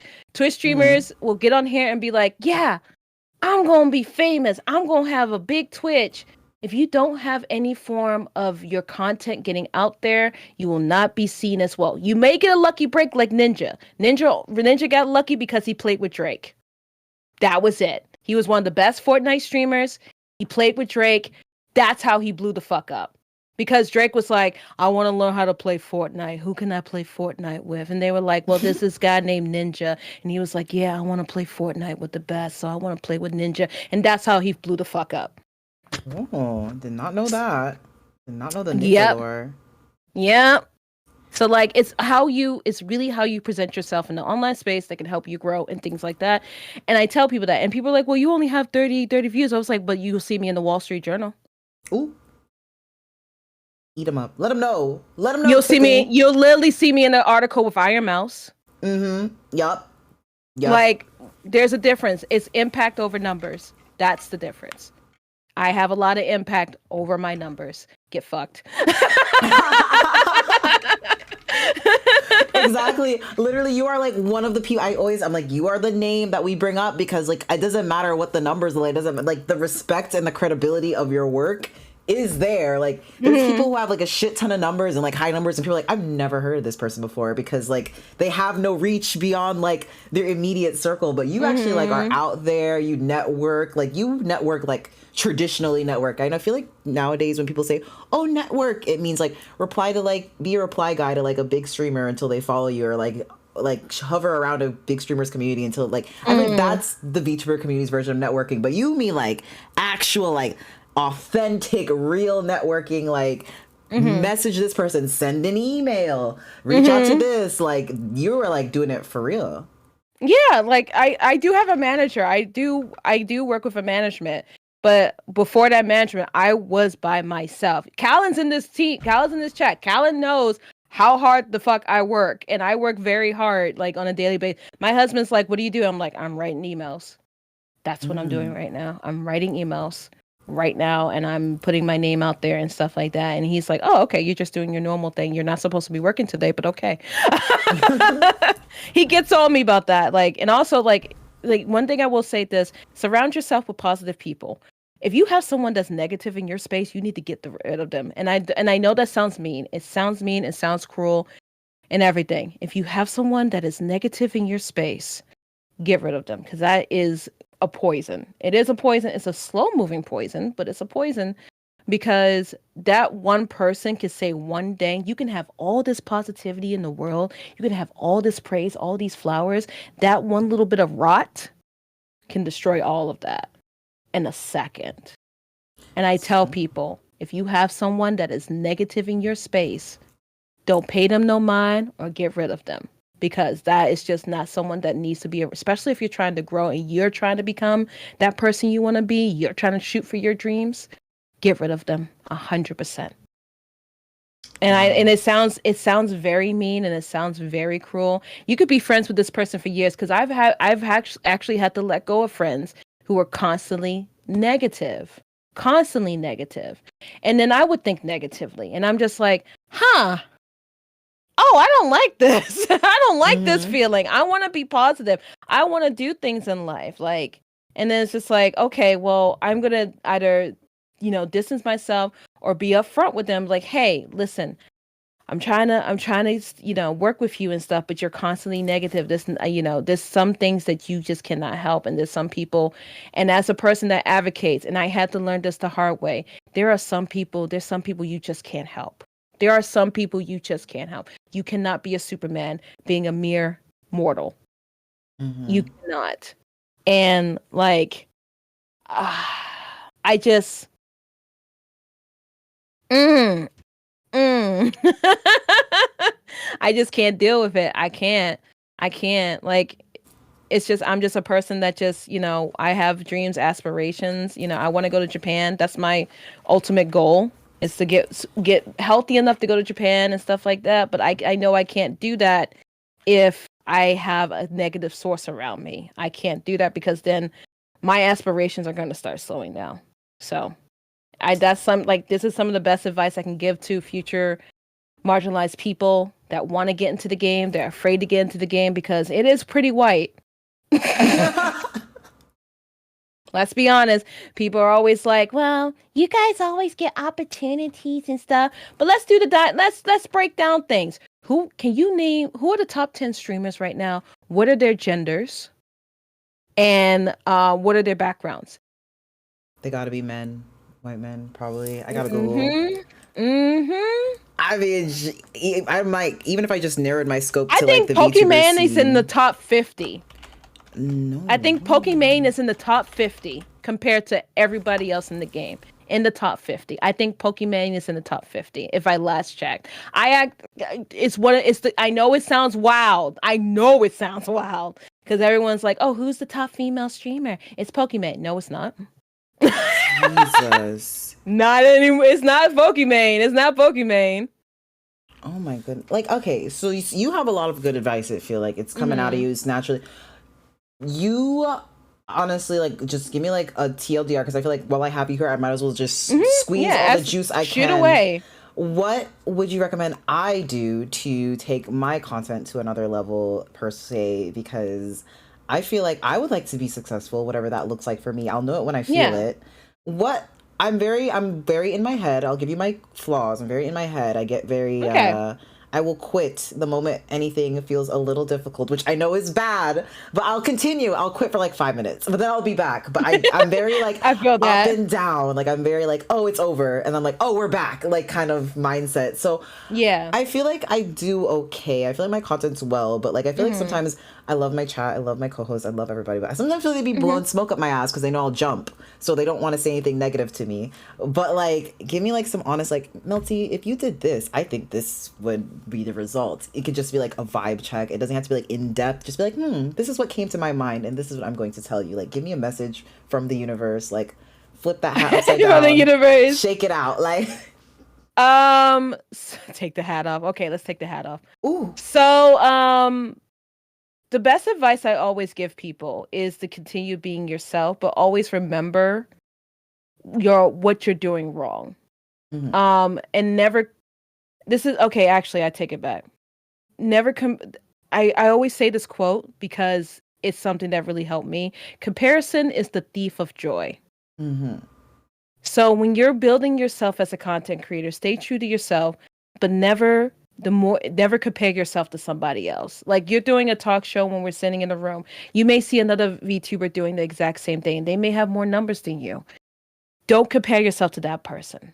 Please don't, because that is one of the biggest ways that you will self-sabotage yourself the fastest, and it will harm you the most, because you're like, oh, I want to be like this person, and then you start losing yourself. You start losing the reason why you got into streaming. You start losing your purpose. Keep doing what you're doing, but also put your shit out on different social medias. Keep putting your shit out on different social medias.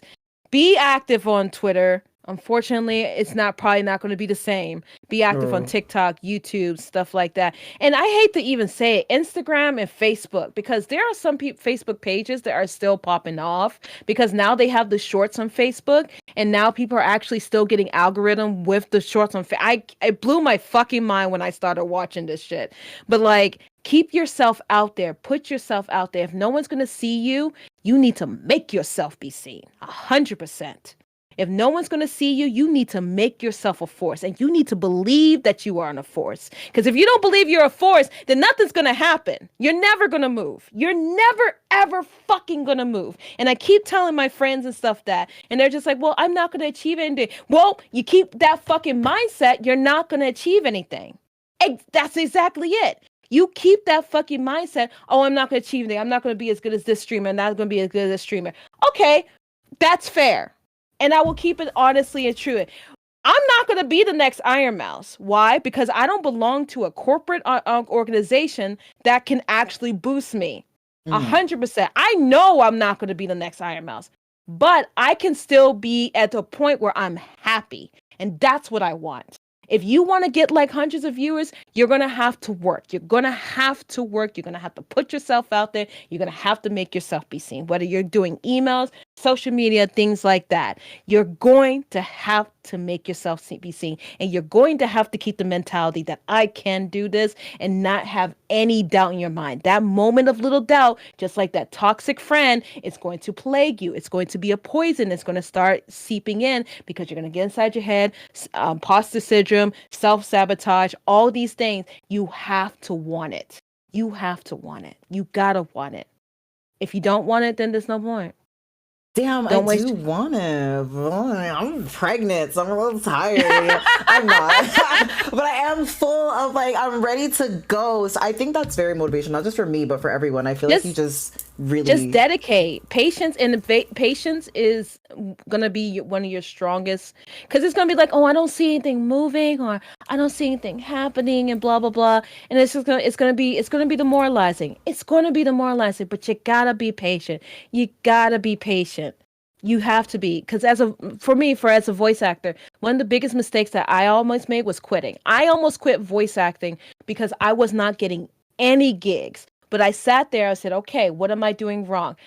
I'm going to go get some knowledge. I'm going to go take some classes. I'm going to go do this. I'm going to keep auditioning and stuff like that. I'm not going to quit.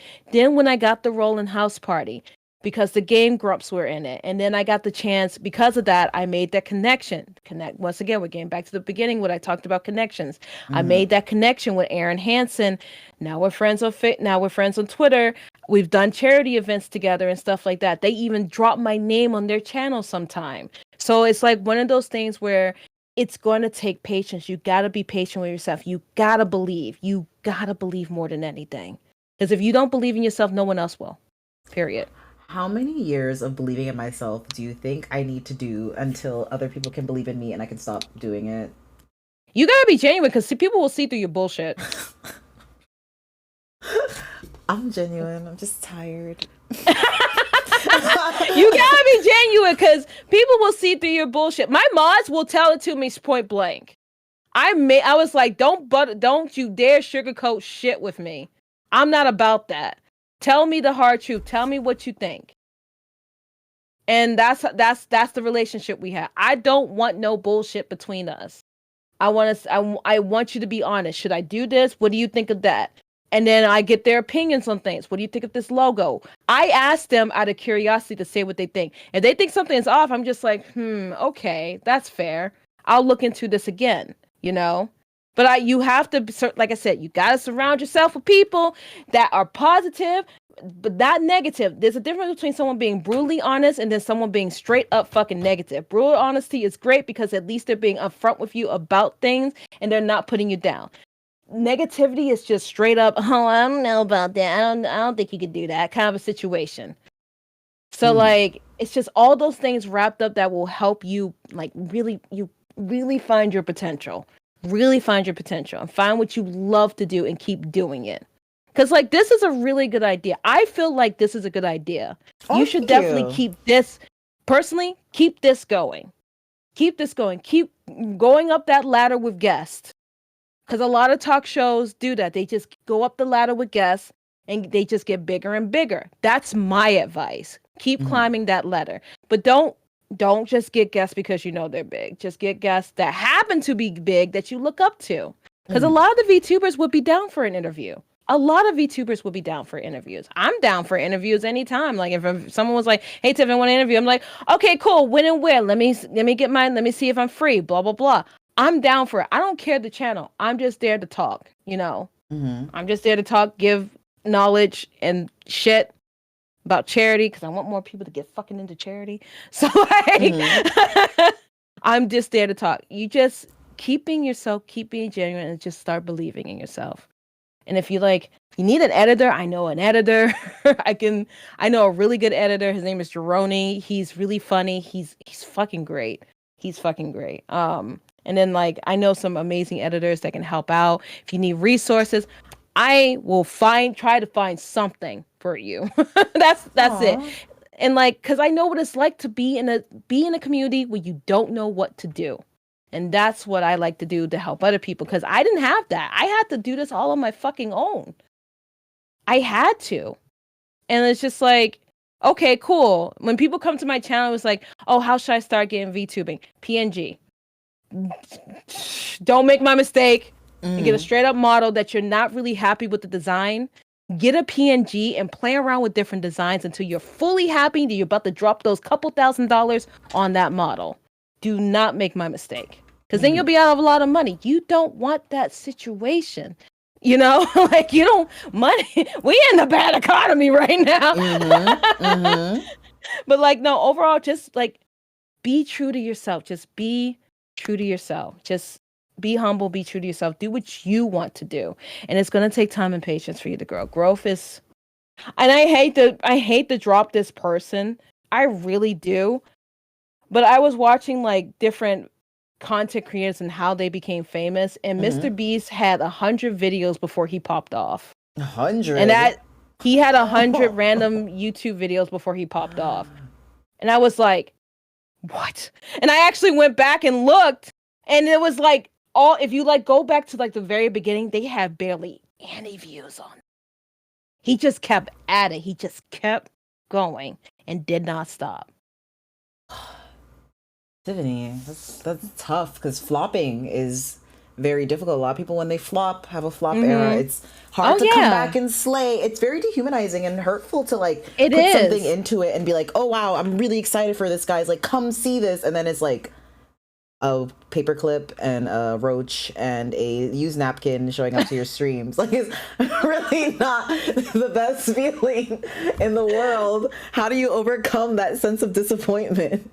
I mean, like, I treated, like, when I first started streaming, it was just like, okay, I'm going to go do this as a hobby. I'm not going to think of this as a big thing. Because my best friend was like, you should try streaming. You have charisma. You have that background. You should do it. And I was just like, okay. So I used to stream to nobody. I streamed to nobody except for my best friend for like weeks and weeks until like one other person popped in. And it was just like, they were like, hi, how are you? And I was just like, oh, hi, you're new. Cool, that's great. But I would literally talk to myself. Because I have aphantasia. So I talk to myself all the fucking time. People thought I was crazy.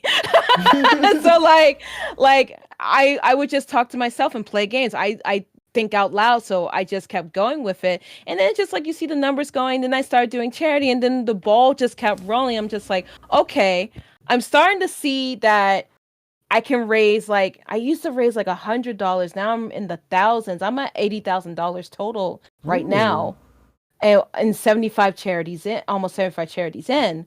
So like, it's one of those things where it takes a lot of patience. This is a 5-year journey that I took. And I think of content creating like going to college, especially medical college, because medical college takes years. And I do mean years, like up to 6, sometimes 10 years to actually achieve and finally graduate and get to the point where you can actually get off the feet. Because people think once you get partnered, that's it. You're good. No, that is just like a part of the mountain. You still have to keep climbing. Damn. That is just like the part of the mountain you still have to keep climbing. So when you're doing content creating, you reach a really big part, just keep looking up. You still got a lot to go. You're not at the top yet. You're at the top is when you fully achieved everything. I haven't fully achieved everything. I'm not at the top. But I'm going to keep climbing and not give up until I reach the top. There are many days where I'm just like, I don't know if I can keep doing this. But then I just remember, you have a community that's behind you, Melty. You have a community that loves you, Melty. Those people will be the people that keep pushing you to the top. Think of them as like the hands on your back saying, we got you, Melty. Keep going, Melty. We're cheering you on, Melty. Think about those people that come to your channel, big or small. Think about the people that have those first badges that come to your channel, big or small. And those are the people that are going to help motivate you to keep going. They really are. They really, really are. And they're the people that motivate me all the time. And like those people, even if they're like 5 people cheering you on, that's 5 people more than what you had starting. And those 5 people will eventually get bigger in time. You just have to keep climbing. Damn. Okay, we gotta give claps for that. That was like really like, you ate the house down. Put that hat back on. You got me all emotional. Like, that was so good, Tiffany. Thank you. That was so good. I'm like, I think this was very needed. Most of the time when I do kind of like Melty'sRoom, I'm just kind of like, oh, I'm doing it. I'm having fun. Like, I'm trying to get a little goop in a moment. But like, that was really profound. And I feel like it was like a sermon almost. Like, I needed that shit because I've always been someone who gets like demotivated very easily, but it's not because I'm like a quitter. It's because I'm like, I could be good at anything. Like, I feel like 100%. I could do anything I want. Like, I could go back to put my whole ass into cosplay again, or I could go do this, or I could go do that. I could like thrive anywhere. But I'm like, I feel like this is probably the one thing in my life that I feel like has everything I'm good at: talking, creativity, like networking and stuff like that. I'm like, I really would like to like be substantial because like I just don't really feel like there's any like black VTubers period out there that are like me that are on a large scale. So I'm like, oh, like they need me maybe. Like it would be cool Someone's to gonna be there. Like if you like sooner or later we're gonna have a black baby VTuber that's gonna look up to you and be like, I want to be like that person. I see someone that looks like me. And that's something that should motivate you. That's something that motivates me. It really does. It's just like, I think we had like the VTuber takeover and they were like, someone was like, oh my God, there's black VTubers. Like, yeah, we're there. We are here. Some of us are queer. Get over it. But like, it's like one of those things where if I can inspire somebody, then I'm doing my fucking job as an advocate and I'm doing what I want to do. It's just constantly inspiring, helping people, and just moving forward and making the world a little bit of a better place because God knows we need it. But like, it's those little things with my community. I had like, for instance, I had a birthday party recently and I invited some people from the community and some friends to it. And I just looked at this party as like, I'm celebrating my birthday party. But at the end of the night, I was in tears because I knew that there were people out there that cheer me on, that want to see me go above and beyond. And I think about like the song from Hercules, I Will Go the Distance. And I was like, and I think about like, they want me to go far. They want me to live because my lupus is progressing, unfortunately. And it can kill me. But, they don't want that to happen. They're like, we're here for you, Tiffany. We want you to grow, Tiffany. We want you to get your dreams, Tiffany. And it's things like that that really keep me going. It's things like that that really keep me motivated to keep pushing and moving and doing what I do and not giving up. It's your community. It's your community that love you. And they may not say that they love you, but there are people that as soon as you are online, they're like, oh, Melty's here. I want to go watch Melty. And you probably have people come in your chat saying, I'm so happy to see you on and stuff like that. Know that you're making their day. Know that you're giving them that hope in their lives just by seeing your avatar. And that's it right there. That's the motivation. That's what keeps people going. That's what keeps me going. I know it keeps me going. Money keeps a lot of people going. Don't get me wrong. But that's one of the things that really keeps me pushing forward is my community. Like some of the kindness thing. Because I do cry during charity streams, especially when someone's like, oh, I'm so happy you're raising money for this. You know, I have this or my mother has this and stuff like that. I get emotional because I know that this money is going to help people and people are coming to the channel, seeing me as an inspiration and thanking me and stuff like that. And that keeps me going. It's those little things like that. It's those people, whether big or small, that will keep you going if you want it. That's if you want it. Yeah. I'm just here dropping what I feel, what my personal experience. But that's only if you want to keep going. That's your choice in the end. That's your path that you want to take, you know?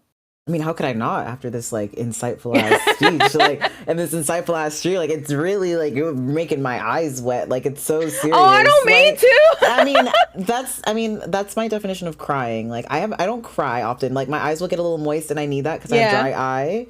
But that's good for me because I was like, damn, like this is resonating. That means it's real because like most time people talk to me and it just kind of bounces off my forehead because I'm already thinking about what to say next. But I was actually listening this time, so it felt really nice to listen to someone talk for once because it was quite true and it definitely did resonate. So thank you. This stream was like divine for me because I'm gonna I'm gonna keep going because everybody wants to see me win. So how could I not after this motivational speech? And I want to see you win. I want to see you go to Japan. I want to see you like. Oh yeah, I can't. Like I think we're planning it. My husband actually said, "Yeah, I'll do it," because he's afraid of planes. But yeah, I think we're gonna probably do it within 3 years. We're probably gonna finally go to Japan. I'm really excited. I'm really excited. That's gonna be so good for you, and I hope you enjoy that time. So going to Japan, are you looking forward to doing anything specifically? Do you have anything in mind? I want to go to the hentai shop. Okay, wow. It's in Akihabara. There's like this big, like literally like this 5 foot, 5-story, like 5 floor, 5 foot, 5 floor, straight up hentai place. And I'm like, I want to check it out. I want to see what the big fucking deal is. I want to see but we want to be, me and my husband, basically, my husband wants to go for the food because he, you know, he's a chef. He likes to absorb different things and stuff like that. But like, no, it's one of those things where like I just really want to go. You know, Japan is like, anime is a big part of my fucking life. So without Japan, it wouldn't be VTubing, honestly. But I think it would probably be something else down the line. But it's one of those things where like I just really, really want to go, and I'm making plans, and we're thinking about having like a big friend thing with like all our friends go, and have someone who speaks Japanese, so they'll be on interpreter. But apparently in Akihabara in Tokyo and stuff like that, it's very English friendly. So I'm like, we speak English. I heard, yes. Yeah. Well, what's your favorite anime? Since I'll ask you that question. JoJo's Bizarre Adventure. Really? I'm a huge JoJo's Bizarre Adventure fan. Yeah. Okay. My jacket is based off of Dio. Okay, I can see that. Yes, I see it. Yeah, my jacket is based off of Dio. My husband's gloves is based off of The World Dio stand. And then my upcoming outfit, my singing outfit, is going to be based off of Bruno from Part 5. So I'm very, very excited. It's my top 3 is JoJo's Bizarre Adventure, Hellsing Ultimate, and the third one's kind of like third one is like kind of out there, but I love me some Sailor Moon. We love Sailor Moon. That's mother. Yes. That is so good. I did watch a little bit of JoJo, but it was part 1, and I just felt really like crazy. Part 1, what the fuck is this dude's issue? Like, okay, so like every time someone's like, I tried to watch JoJo and I was in part 1, I was like, okay, part 1 is not the best one. It's literally the worst one. I love all the JoJo parts. I don't love them all equally. So I always say that. But I say part 1 is the weakest in the series. Part 1 is the weakest. Part 2 is when the gas starts. Okay. Part 2 is when the gas starts and it just revs. So like once you get past part 1, because you need to know like the history of the first, Joestar and stuff like that. Mm-hmm, And then you go to the bloodline. So like it's very it's very weird to get into, but once you get going, the gas is just gone. You're good. But yeah, it's literally like me and my husband love watching JoJo. We talk about JoJo on the stream a lot. It's just it's just a series that changed my life. It's very gay, and I think that's why I like it a lot, because like it's done by a creator that really loves fashion. He loves fashion and he loves different bands. So like it's very like posing and stuff like that. The outfits are very out there. But like there are some, especially when you get into part 5, when they go to Italy, he actually opens up, because Japan's very conservative. He finally starts opening up to like the LGBT aspects of JoJo and stuff like that. And I was just like, yes, finally we're at this part that we're gonna talk about the gays. Let's go. So like I think that's why I enjoy JoJo. It's outrageous, it's out there. The story, it's about friendship, all that bullshit. But like it's just an anime that I love so much. I just love JoJo so much. And I know way too much about the series. Like Ooh, okay. With your vouch, I'm gonna get back into it. I did enjoy it. I was enjoying it because while it is ridiculous, I'm kind of like, oh my god, like I gotta know what's going on, because I love that type of anime. Like that genre of anime is one of my favorite. Genres, so. Yeah. Okay, I'll watch JoJo. My favorite anime is Death Note. That's kind of like my. I'm trying to get my husband to watch Death Note. Please get him to watch it. It's so good. He liked Code Geass, so I was like, okay, if you like Code Geass, you'll like Death Note, because it has kind of like almost like the mind game kind of situation. I need to watch Code Geass for real. Code Geass is fantastic. I like Code Geass. I like Code Geass a lot. A lot of people didn't like it, but I like the mechs. It's like mechs mixed with a thriller, and it's voiced by the same guy who did Light. Okay, well, I gotta watch it. So yeah, it's voiced by the same person who did Light, so you'll be fine if you like Code Geass. So yeah, I highly suggest Code Geass. You said that, and my toes curled in on themselves. Like, I got really excited involuntarily. I was like, "Ooh, Light! Oh, I love me. That's my Pookie." Don't get me started. Light Yakami. Yeah, I love that man. Like, I literally literally want to like. If I could get him pregnant, I would. I'm just being completely honest. Like, and I will probably one day. That's what I want to work hard for. I would like to reach a level of success where I could get Light Yagami pregnant. Anything's possible. Anything's possible. If you get a good artist, I'm sure you can make it happen. I mean, maybe that should have been my April Fool's Day art. I should have like gotten something like that, because that's my passion. Like, people are VTubing to be famous. I just want to have someone like fuck with my shit enough where they draw me and Light Yagami expecting our first child together. I'm very excited. I can imagine.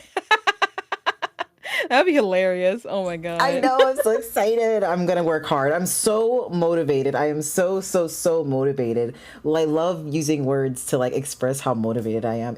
For using words, if you could like give one word to describe yourself, like this is the word I would use to describe myself to people, what would that word be? In any language, actually. You can be. I like to call myself chaotic.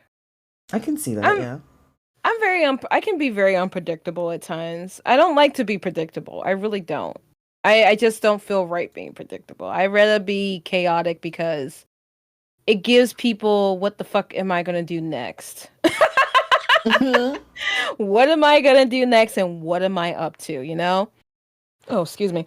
You are chaotic. Sorry. I would give that. So like I like to give myself the title of being chaotic. I enjoy being chaotic. That's why the stream team is called the Chaos Covenant, which actually the team might actually change the name pretty soon. Ooh. One of the team members is like probably in the chat like, what? Yeah, the name might be changing. I didn't tell y'all that, but now you know, Callan. I know you're in here. The name change for why? What direction would you be going in?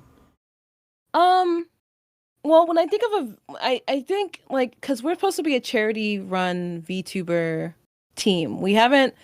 I want to like have a name that reflects that. Mm-hmm. Chaos Covenant doesn't really sound like that. It doesn't sound like charity. You know, it doesn't sound like. Oh, Callan didn't hear good. Don't worry about Callan. It doesn't sound like that. So I want to actually Oh no, Callan's gonna hear. I want to actually change the charity stream team name to something different. I kind of hinted at it already on my social media. So I've been really thinking about it. My husband goes, I know you're going to change the name. I have a feeling you're going to change the name. And it's just when were you going to change the name? I was like, you read my mind. You know me too well. 13 years can do something to somebody. But it's one of those things where I want the name to really reflect the team. So hopefully things work out with that. It's a decision it's in the, like, I'm really thinking about, but like, yeah, I want the name to really reflect that. Wow, I'm excited to see where you take it. I'm very excited to see. I'm excited to see. I was always interested in you. This has been like the greatest first impression, getting to know you type of stream that I've ever had. Thank you. You've left me with a very positive taste in my mouth, because sometimes like Good, that's have what I gone want. terrible. Because normally I interview people I like am more familiar with. But I was like, you know what? I'm gonna take a chance. Like, good vouch. You knew some of my mutuals prior. Like, history in the cosplay community. You're probably at a Katsucon at the same time and just cross paths and maybe never knew it, because the fact that you know my boy Ozzy is crazy. Like, I just can't wrap my mind around that. I love torturing him on his stream. I like buy bits just to torture him. Yeah. But I'm like, I'm supporting you, homie. So I mean, like, if you reset that game, that's not my fault. Exactly. And he finally got through it. So I'm just really, really happy. I really want to say thank you for like coming here and like volunteering yourself and like textbook networking and be like, I want to be here now. And now you're here. And it was like a really fun time. I mean, do you have any like last roundabout conversation topics or anything you want to say before? It's been 2 hours, so I have legally. Oh God, we were supposed to just do this for an hour. I talk too much. No, I was having so much fun. I was like, damn, 2 hours is kind of stretching it. But I mean, sometimes we talk in Melty'sRoom. We talk. That's why we're here. Yeah. I feel that. I'm having my debut of my first cover song. Is The End of Heartache by Killswitch Engage. Once again, it's featuring Astaroth, who is a metal screamer. He's a Day. Sorry, they are. Well, he goes by they and him. Okay, so I was like, oh fuck, I fucked up. No, I'm just gonna say they. They are an amazing metal VTuber. I love them to death. We connected during a charity thing for a streamer called Vexoria. And I was like, I heard their voice. I was like, oh, I like your voice. Do you do metal? And they're like, yeah, I do metal. I was like, I might need you in the future. We'll talk in the future. And lo and behold, I was like, hey, I need your voice. So they were down. That's premiering tomorrow at 10 a.m. on YouTube, and I'll be doing it on my channel. And then my 75th charity will be for a very charity that's close to my heart. It's called Game On to End Lupus. It's a big charity event where lupus hundreds of streamers come on trying to raise money for the Lupus Foundation. Last year we went over $150,000 as a team. This year we're looking at $200,000. We're trying to break the record. Every year we've broken the record. We're trying to break the record again. So join me. Opening of May. That will be my 75th charity on Twitch, 53rd on Tiltify. I actually am in the top 5 of most charities done on Tiltify. That was at TwitchCon last year. They had me on the board and my name was right there. And I saw that was a big honor. Yeah, I was like, wow, I've done that many charities. Jesus Christ. And then I went back and counted. And then I went back again and counted all the other charities I've done with other people and teams and stuff. I was like, I've done so many charities. Oh my God. So no, that's gonna be my 75th charity on Twitch in my last 5 years. And then I'm doing a subathon afterwards to celebrate that because I'm trying to get a massage at YetiCon. A bitch is trying to relax from like working so hard in the last 5 years. So I'm gonna treat myself to a massage, and we're gonna do a subathon after the week or so after that until June, and I'll be taking a week off. I'll be going to YetiCon here in Ontario, Canada. So you may see me, if you go to YetiCon, you may see me. I usually walk around with a purple cane. So you may see me walking around. If you do, you're free to come up to me and say hi. I'm very friendly. I don't mind. Just don't fuck with me when I'm eating. Right. That's the only thing I ask. If I'm eating, I will side eye you so fast. And be like, listen, you don't interrupt me when I'm eating. Other than that, I'm happy to meet you. Yeah, that's it. That's all I got going on. I got a lot going on, You unfortunately. do, Tiffany. Damn. You give literally a Matoroshka all of information. Like, ask one thing and you get like 5 other things. I love it. I don't know if I'm sure you hear it a lot, but thank you for all that you do, charity work wise, and like everything that you've done. I like that you keep your passions and use that to push you forward. It's really motivating. I think I've become very jaded about this community in such a short amount of time, but I think this conversation and just this whole entire space and medium has really kind of like refreshed my heart a little bit. So I really want to thank you for that. That means a lot. That's No, not so easy it's to my do. pleasure. It's my pleasure to do all this. So like, I'm really happy to help people. That's all I want to do. Yeah, I feel helped. I'm sure other people, a lot of people, I saw some people say that they need to hear some things too. So I Yeah, think you yeah, helped a lot yeah. of people by coming on Melty's room. Would you ever come back? Yeah, no, if you ever want to have me back, I'm here. Don't forget to share those links with your community too, because those are keys. They can get keys and stuff. Yeah, I That's guess I'll share since they can. I guess I'll share with them I guess. if they deserve it. No, they've been working hard, especially I know Mira wants some. I know Mira want the link, so yes, these are the links. I think Medi also shared them as well. So thank you again. I think this was a very profound episode. I'm looking forward to clipping and all of that Oh and then getting God, it yeah, out there. Gonna get a yeah, that's a lot of Polaroid. work. Yeah. Yeah, Oh yeah, deserved. right. You do the Polaroid and it goes in the back wall. Right, right, right. It's I full. think It's up that's to the. date. See, I like that. See, I never see anyone doing any shit like that. That's what I'm saying makes you different. I never see anyone do like a Polaroid, like a memory capturing of like that's unique. Keep that shit up. That's Yeah. keep that shit up. That's great. I never see anyone do anything like that. So that's I like that. No, it's very unique. It's very, very unique. So you should be proud of that.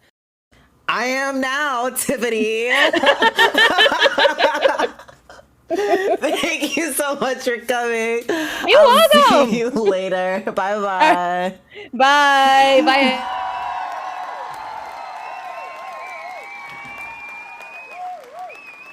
Oh my god. Guys, did we like Tiffany or did we what? Like oh I'm gagged, Tiffany. That was like the most fun I think I've had so far on a MeltySRoom episode. Guys, we did it. We did another episode. Yay. That was so good. It was so hi love. Oh, oh, we loved it, Tiffany. Thank you so much. Can we get shout out for Tiffany, a professional one as well? I hope you guys had fun. If you it was your first time, you started at the park. Thank you, guys. Wow, I can't say enough how we made it through another episode. I can't say enough how my heart has been so cleansed from this experience. Thank you so much for the follow. I can't say how much my heart has been cleansed through this experience. It was so stressful. I really, my heart is definitely lighter. I'm definitely gonna have to like process this night and I can't wait to like clip and go through it and everything. I really mean like, this is probably the stream that has saved my streaming career. And I mean it in like the most literal sense. Like, holy shit. Thank you so much. This is such an insightful and fun MeltySRoom. Another successful one. Thank you so much, guys, for supporting me. It means a lot. Thank you guys for stopping in, saying hi, running around. This is a rewatch. Oh, this is definitely a rewatch. I'm gonna rewatch it. I'm so happy. I'm so happy. And that's all I need to be. And that's all I will be. So, wow. Thank you so much again to our guests. Thank God, because I'll throw up without my MeltySRoom. Yes, I believe that too. I believe you guys are motivating me. I'll keep going. Why not? I mean, Mr. Beast had 100 videos. I'm at my 50th video, so halfway there. Technically, I got 50 more videos to go. So we'll get there eventually. I won't. I think I have to keep going now by default. I mean, there's too many signs to keep going. Why would I stop now? I really appreciate it, Tiffany. Like, wow. Thank you so much. Well, guys, you know me. I'll be back tomorrow, but for tonight, this is quite literally it. So once again, thank you so much for another successful MeltySRoom episode. I really appreciate you guys sticking around and sticking by me. It means the world. And as per usual, wah, thank you guys for having my back, and thank you for keeping me motivated in ways that I can't properly express right away, but I will hope to through my continuous effort. So we'll keep going. We're going to the what?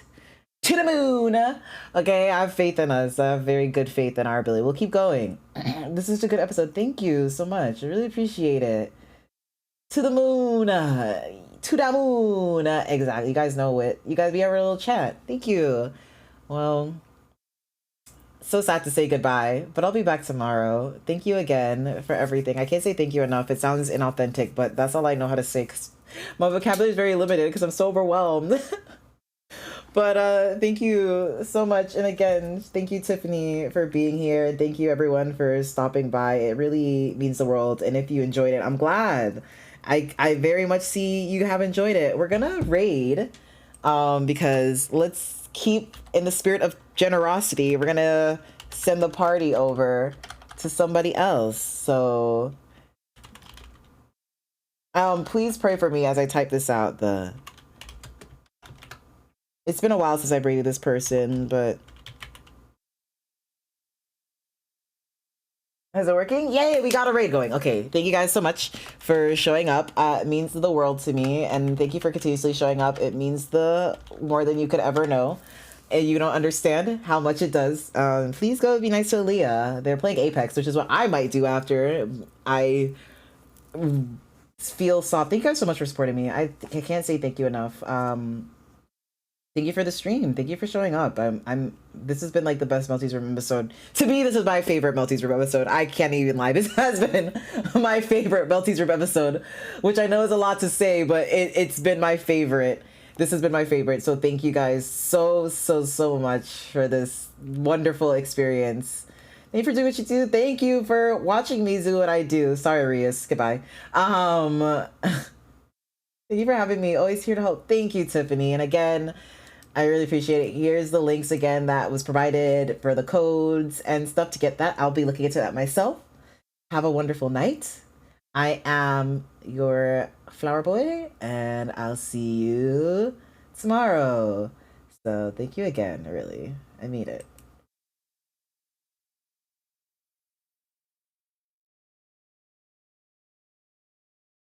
The part where I kick you out of my room.